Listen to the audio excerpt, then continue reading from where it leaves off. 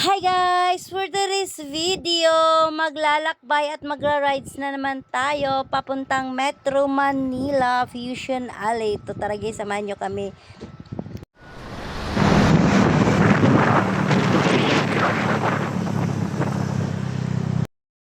So, eto na nga guys. So, tuloy din yung lakad namin 2 days after na nagplano kaming pumunta dito sa Fusion Alley.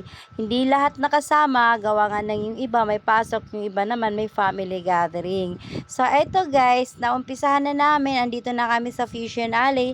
I-shortcut na lang natin kasi hindi ko na pinapakita yung dinaanan namin at kung ibang-ibang lugar kung saan kami dumaan. So, andito tayo sa Fusion Alley para matikman ang pinakamasarap at pinakamaraming street food ng Metro Manila. Ito po yung Fusion Alley na sikat dito. Everyday na makikita nyo sa mga vlog, sa mga vlogger. Ito po yung mga tindahan, mga stores, mga food trip, mga street food na sikat dito sa Metro Manila. So tara guys, samahan nyo kami. Anyway, mayroon pala akong nakitang isang sikat na vlogger dito na si Chris Brown, ang tinatawag nilang Chris Brown ng Pilipinas. So, eto guys, papakita ko sa inyo, na-videohan ka naman siya kahit papano. So, tara guys, samahan nyo akong ipakilala natin sa inyo si Chris Brown. Sumasayaw to, sorbet ata yung paninda niya, yung parang ganon. So, eto siya guys, nandito siya nakapwesto sa alley, pinakagitna ng alley. Makikita nyo siya, ayun, yung way niya na sumikat siya dahil dito sa pagsasayaw-sayaw na ginaya niya si Chris Brown.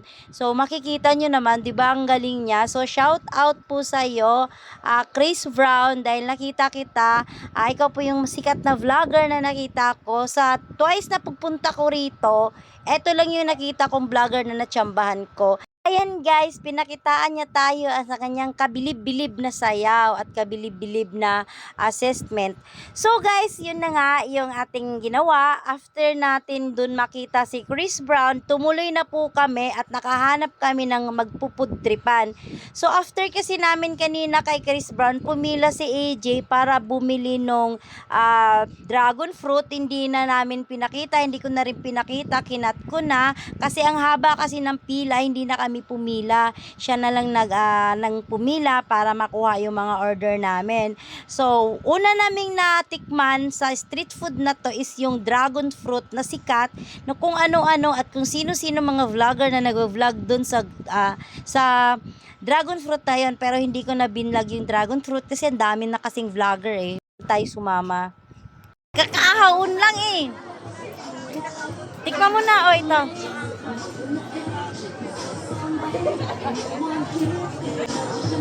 Ang hirap mo yan? Ha? Kailangan lunukin mo ng buo. Hindi mapuputol. Pilaw ka no? Kaya ayaw ko eh. Susura ako eh. Ayaw ka?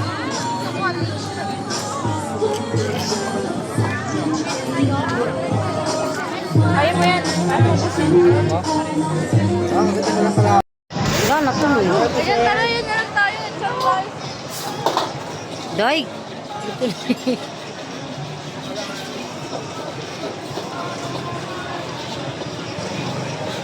Galing mo.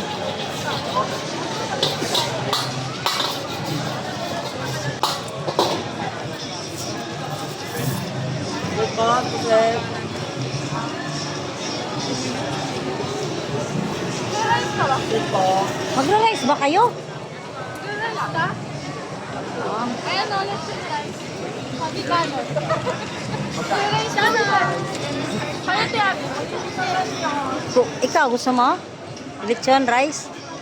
Sige na, kumain ka na. Lechon. Kuha ka pre isang. Kumain na, may upuan. Pag ano kayo upuan? Para makaupo tayo.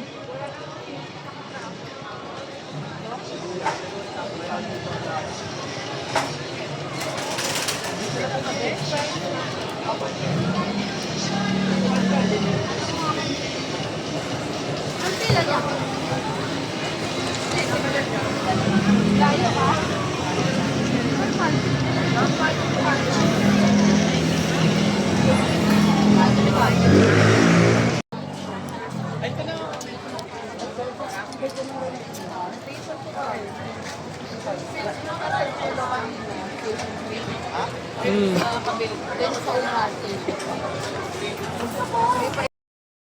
guys, hindi dyan nagtatapos yung food trip namin na marami kaming pinagkakain mula dun sa dragon fruit, mula dun sa kinain namin na binili namin kanina na parang grill mushroom, tapos may pangalan nun eh. Tapos isa din doon sa kinain nila na mayroon silang kinaing taco at saka mayroon pa silang empanada.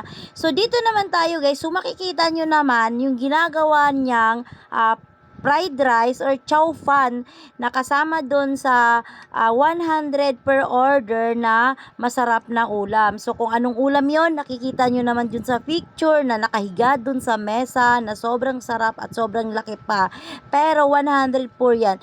Chow fan with that ulam. Ayan no, tingnan nyo naman, ang sarap ng nakahiga, 'di ba? So no mention na natin kasi bawal ata yung i-mention yung pangalan ng ulam na yan. So yan yung ulam at yan yung chow pan na kasama, 100 per order. Umorder kami dahil yun ang ginusto nila at gusto nilang kumain ng rice daw. Bukod sa kinain namin kanina, sobrang dami na nga ng kinain nila. Ayan, kumain pa sila niyan. Nag-order pa sila. So sige, try it natin kasi nga kaya nga tayo pumunta dito para mag food trip. So ayun na, ginanahan naman sila. So hindi pa dyan nagtatapos yan guys. After namin kumain or after nila kumain, proceed naman kami dito sa aming pinaghanapan na naman. Kasi may hinahanap talaga silang foods. Tapos nahanap naman nila. Ayun guys, nahanap na nila at super sarap daw to. Kaya bumili na naman sila. O, 'di ba? Hindi talaga matatapos yung food trip na to. Kasi sobrang dami ng food trip na gusto nila. So titikman at titikman talaga nila lahat ang pagkain dito sa Fusion Alley. Alam nyo naman yung trabaho nila, food trip, rides, inom, kain. Lahat kami, lahat sila, ganun yung mga trip. So yan, kumain na naman siya at ayun talaga, finocus ko talaga sa kanya dahil ang sabi na chewy daw yan kasi may topping sa loob na sobrang sarap at hindi naman siya nagsisi, masarap naman daw talaga at pati nga tong isa tinikman niya rin at ayun nga, delicious daw talaga. Ayun, so guys, eto hindi pa kami tapos dahil hinahanap ko pa talaga. Ayun na, proceed na naman kami dito sa pinaghahanap naming pagkain at hinahanap ko talaga yung 13 toppings na parang ice cream, na parang shake, aywan ko, hindi ko alam, parang ganun, may Milo, may chocolate, may matcha flavor. Yun, hinahanap ko po yun guys. So tara, nahanap ko naman talaga siya. Ito po yun, yung pagkain na to na overload, 13 toppings, 100 per tub, 1 liter na po yun.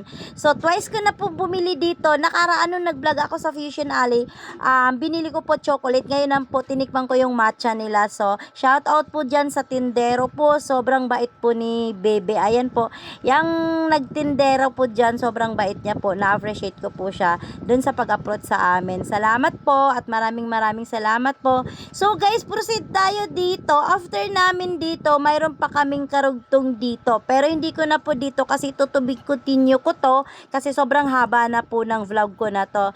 So salamat. Thank you for watching.